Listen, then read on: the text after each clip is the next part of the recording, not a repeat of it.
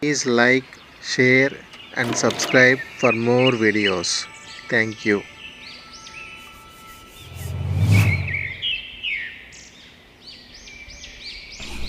Hi guys, continuing with my chess.com bullet video series.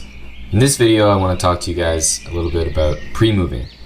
When you should pre-move, when it's really important to pre-move, and especially when it's important not to, and be very careful of certain things.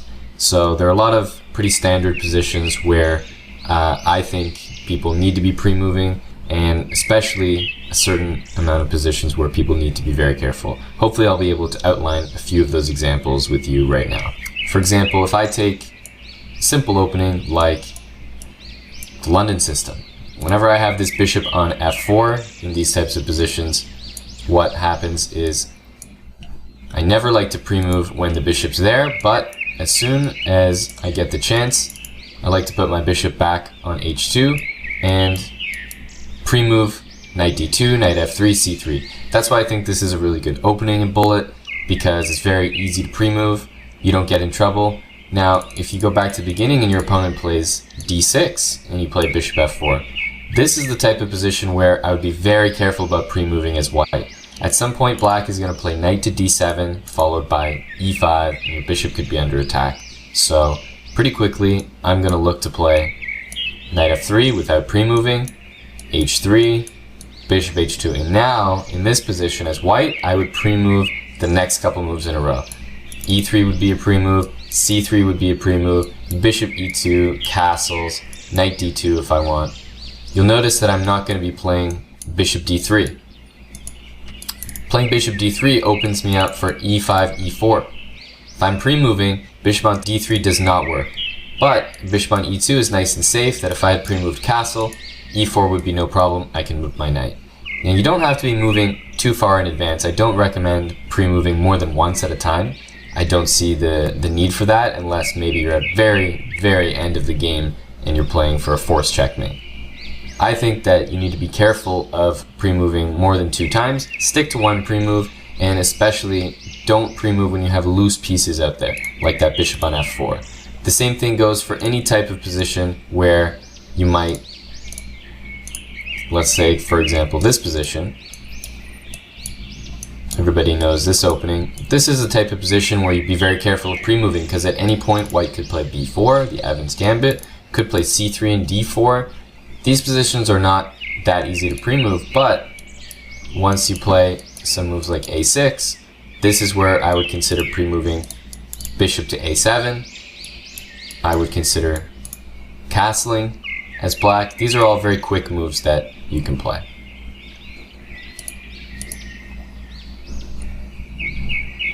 Another thing that you want to focus on is, in this position, a lot of the times when there's tension in the position, you don't want to pre-move, because pre-moving bishop d3, for example, would cost you a pawn in this opening.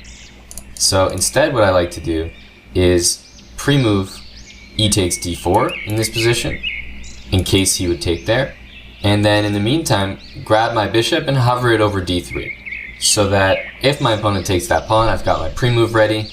If they don't take on d4, then I just drop the bishop on d3 when it's my move. And then this move won't be a pre-move, but it will be pretty dang fast. So pre-moving in positions where there's a lot of tension will often get you in trouble. You never know what your opponent is going to do. You never know when they're going to take your pawn. The alternative is to take them, but if that's not a good move, I always think it's better to pre-move or recapture, because if it doesn't happen, then the move will be illegal and it won't go through on chess.com, and just hover a piece instead, and you'll still make very fast moves in the opening. Finally, the other thing is never expect your opponent to make a certain move. One of the best examples of this is probably this opening right here. After knight takes c6, do not expect the move b takes c6. You might pre-move knight c3. Your opponent will play this move, you pre-move knight c3, well, that's checkmate, and you've already lost the game. Never assume that your opponent is going to recapture a certain way.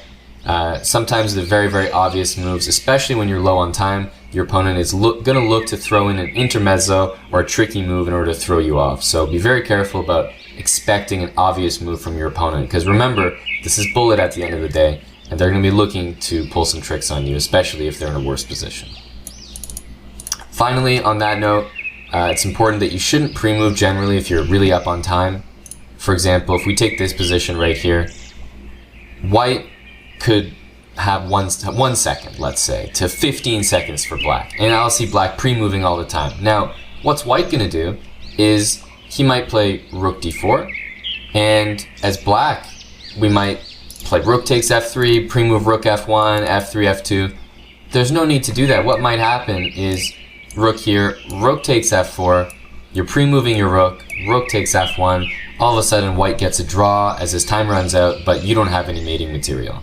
So be very careful, especially at the end of the game. People are going to play those tricky moves on you, and you have to make sure that if you have a lot of extra time, do not play quickly. I can't stress that enough. I do it myself sometimes.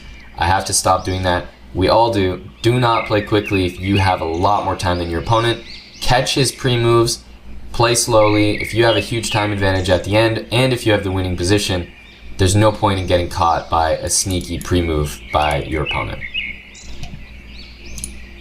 I also see this position a lot, and again, in terms of pre-moves, you have to be very careful about this trick. I've seen a lot of title players pull this off against low-rated opposition.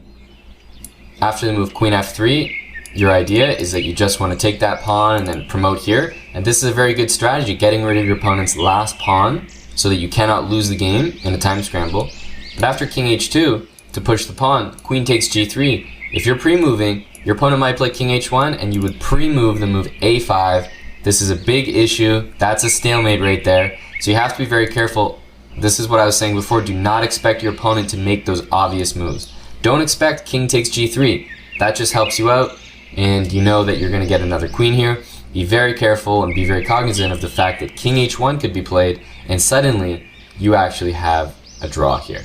So those are my tips for pre-moving. I think you have to be very careful about tension in the position. Anytime two pawns can capture each other is a very bad time to pre-move. Anytime you have loose pieces on the board, undefended pieces, pieces where a pawn could easily attack them, those are very bad times to pre-move. And especially when you're up a lot of time, do not pre-move when you have a good position, because you can use that time advantage to make those consistent good moves. You know you're on the way to win the game. No point in messing it up over a pre-move. So those are my tips for pre-moving in bullet chess. I hope it helps you out, and look forward to the next video.